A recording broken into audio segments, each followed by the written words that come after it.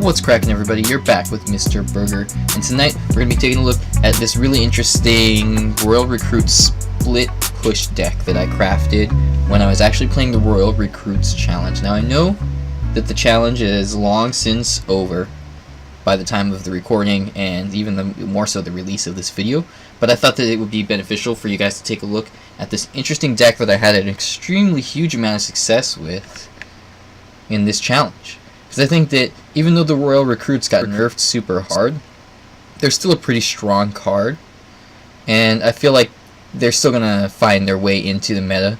They have a pretty low usage rate right now, but people are still kind of using them a little bit, and I think that even though they cost so much, they have this unique utility. The fact that they split push both lanes at once and they're spread all throughout both sides of the arena every time you put them down.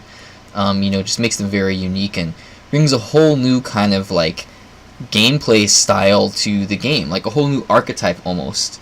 There's already long since been split push decks with Three Musketeers and things like that, and this is actually obviously modeled after that because I do have the Three Musketeers in there, but it's not that classic Three Musketeers battle ram deck that you are used to seeing for the past year or two. The one that we have now, or that I used in this particular challenge in this deck, relies a little bit more on split pushing with not only the Three Musketeers, but everything else in your deck as well, making good use of those Royal Hogs. So the idea is similar to basically how you normally would play Three Musketeers deck.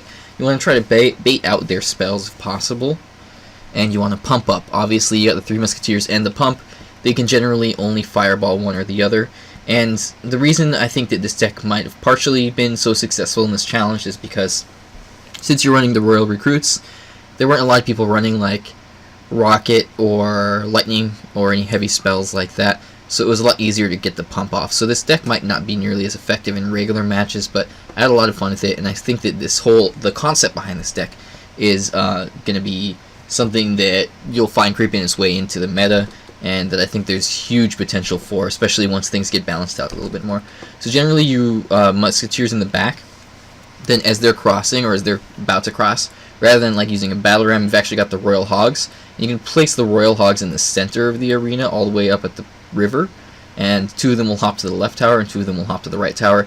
So now you have two Musketeers in one lane and one Musketeer in the other, with two Hogs in front of each of them on both lanes, giving you this kind of mini tank and really aggressive offensive push to put in front of those Musketeers, who are already just an amazing classic support card that are very effective against a lot of different cards in the game. So of course you also have the Archers, the Rascals.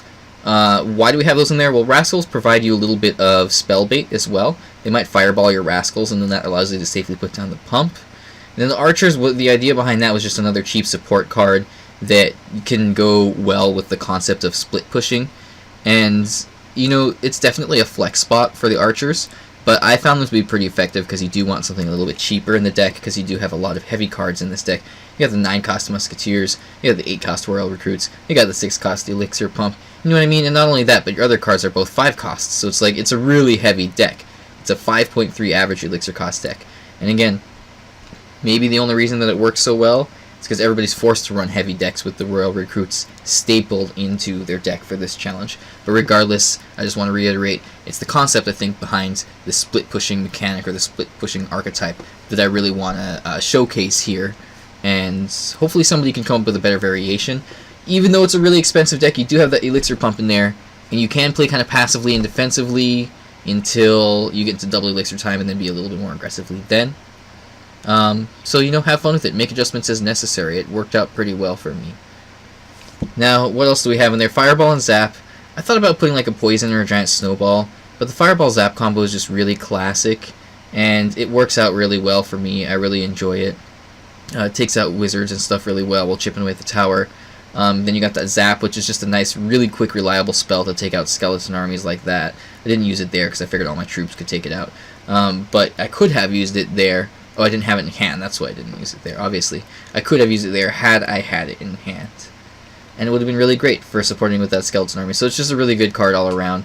Fireball is just, classic, reliable medium spell. So that's pretty much the deck in a nutshell. So again, the main concept behind this deck is play a little bit defensively, right?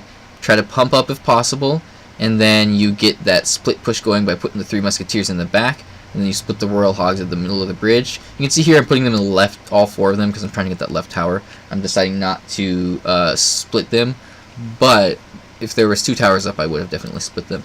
What about the Royal Recruits themselves, though? Well, since they're so high in elixir cost right now, a lot of people are opting not really to use them or to play them very often, but you still have a few options where you can use them.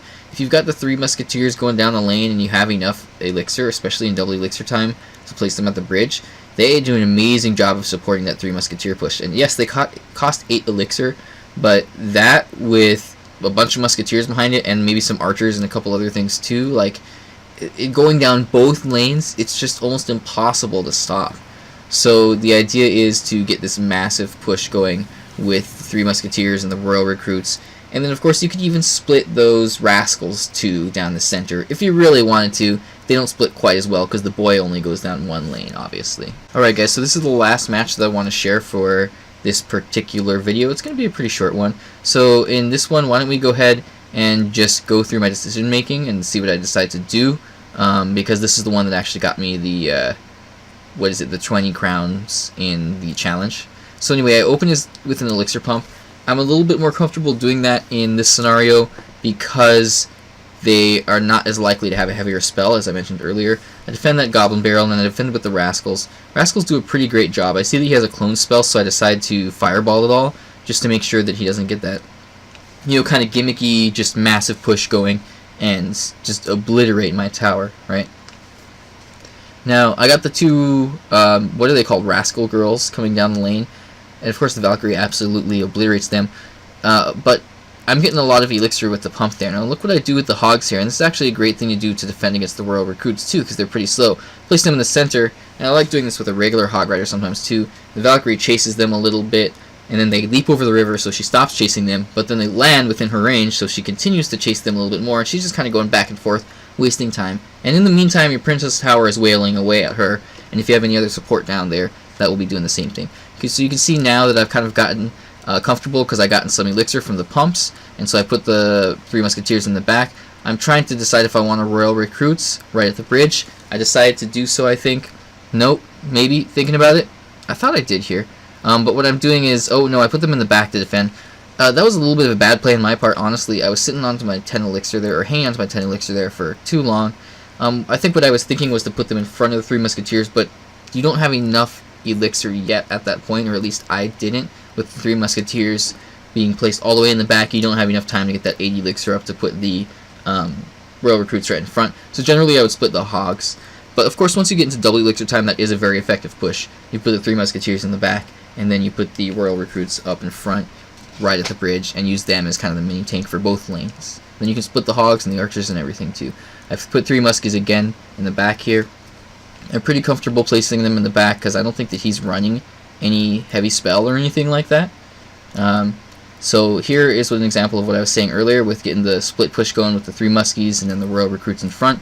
Then I got the Archers as even further support in back. I split the Hogs, the Royal Hogs.